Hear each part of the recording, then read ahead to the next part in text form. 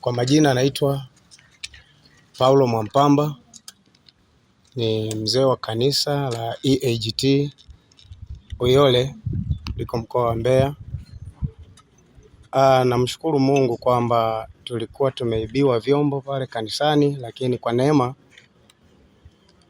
kwa namna ambavyo jeshi la polisi wamehangaika kuvitafuta, vimeweza kupatikana. Hivyo vyombo viliibiwa tarehe 27, lakini tuliripoti pale kituo cha polisi Uyole tarehe 28. Tunashukuru Mungu kwamba kufikia siku ya jana ambayo ilikuwa tarehe 4 vimepatikana baadhi ya vyombo. Tunamshukuru Mungu kwa hivyo, kwa sababu mpaka sasa kanisa tulikuwa kwenye wakati mgumu sana, maana tulirudi kuanza kupiga tena dumu la plastiki kanisani, swala ambalo likawa limeleta shida sana kwa upande wa kanisa na yalikuwa ni majonzi. Kwa kweli, kwa niaba ya kanisa tushukuru sana jeshi la polisi maeneo yote kwa kufanya kazi kubwa namna hii mpaka vyombo vikapatikana. Lakini tunaamini pia kwamba hata vile ambavyo bado havijapatikana vitaendelea kupatikana. Kiukweli siwezi kuwa na maneno mengi sana zaidi ya kushukuru kwamba asante kwa Mungu, pia asante kwa jeshi la polisi kwa kazi kubwa mlioifanya.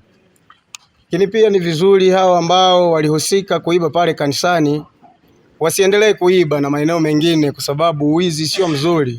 Biblia inazungumza kwenye kitabu cha Waefeso sura ya 4 mstari wa 28, nasema mwibaji na asiibe tena, bali atende kazi iliyo nzuri ili aweze kumpatia na muhitaji. Kwa hiyo ni vizuri waache kuiba, kwa sababu swala la kuiba sio swala zuri. Hakuna jamii ambayo inaweza kumpenda mtu mwizi.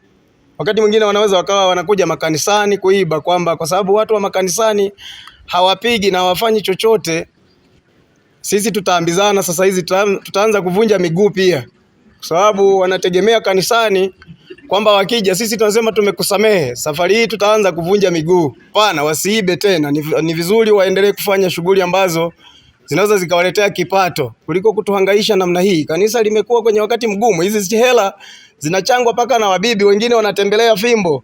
Sasa mtu anakuja kuiba, alafu wameiba paka kitambaa ambacho mchungaji anakalia madhabahuni, tunatandika kwenye sofa, wametembea nacho. Kwao ni watu ambao hawana huruma. Sasa hao amini na sisi tusiwe na huruma nao sana pia. Lakini sana namshukuru Mungu na kulishukuru jeshi la polisi kwa kazi kubwa ambayo wanaifanya, na ninaamini kwamba wataendelea kufanya na kwingine vitapatikana. Kama hivi vimepatikana na sehemu zingine, basi ninaamini kwamba vitapatikana.